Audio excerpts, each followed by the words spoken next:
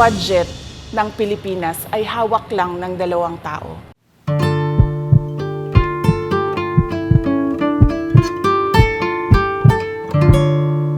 Hindi ako bratinela o spoiled brat.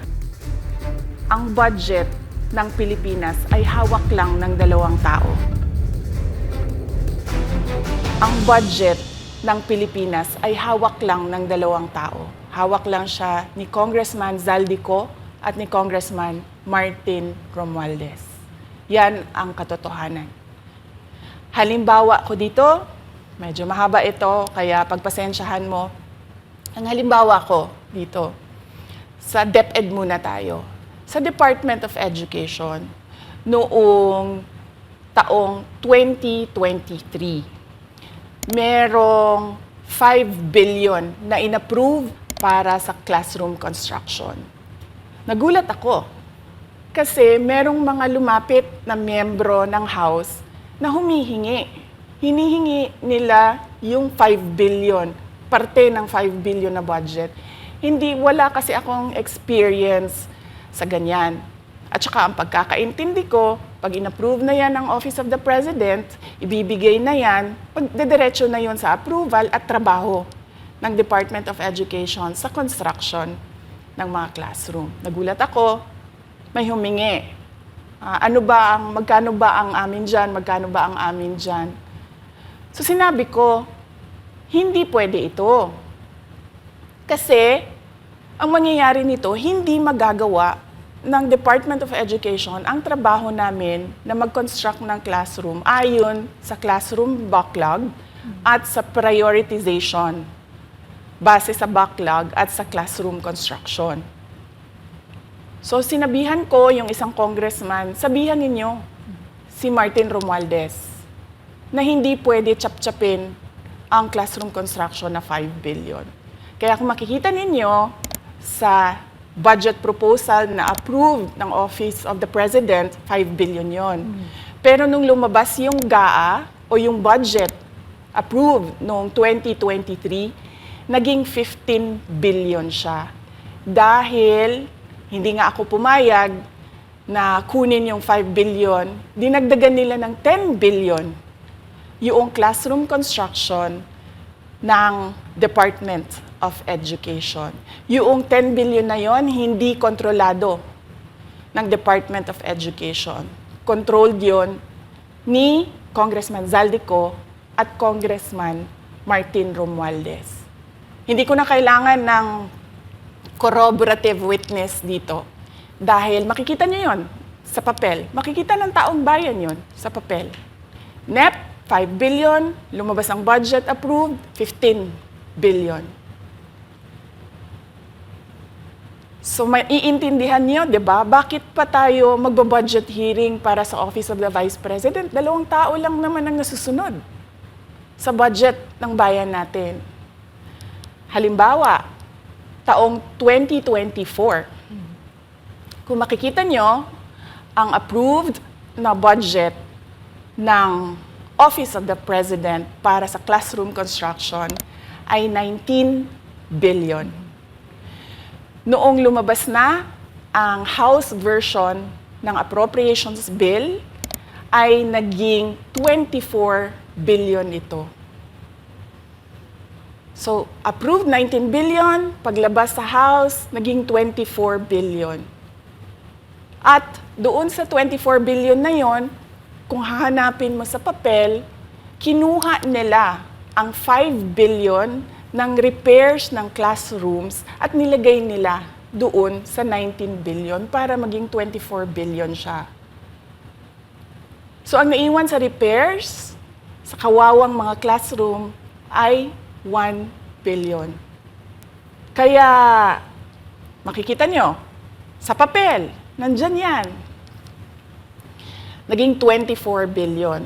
At hindi lang yan, dahil noong 2023 ay hindi ako pumayag na hindi masunod yung DepEd na rules sa paano mag-classroom construction based on need.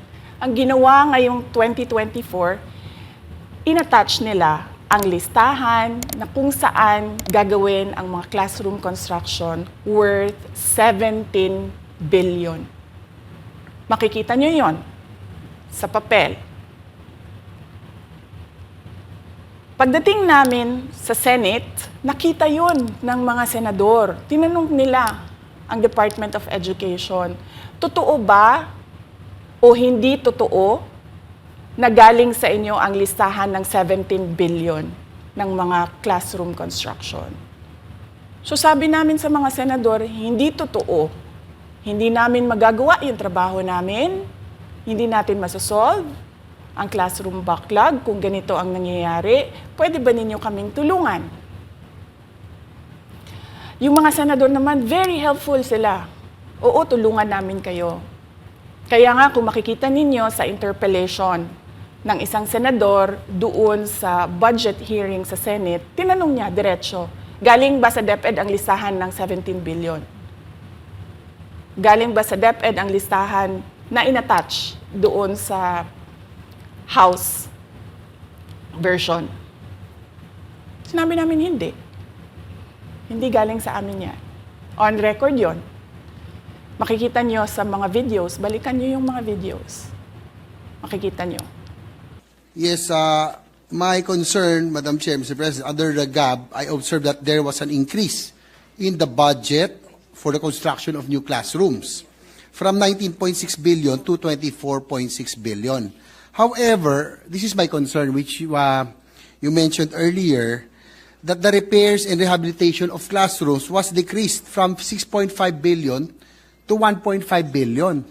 I also have information, Madam Chair, Mr. President, that 24.6 billion allocated under the GAB, but only 9.8 billion from the allocation is left to the discretion of DepEd. Kaya hindi ko na kailangan ng witness kasi makikita nyo sa papel. Tapos dumating ang BICAM, walang nangyari dahil ang nasusunod doon ay si Congressman Zaldico at si Congressman Martin Romualdez. Kaya nandun pa rin naka-attach yung 17 billion na ginawang listahan ni Co at ni Romualdez. In fact, balik lang ako konti sa'yo ha.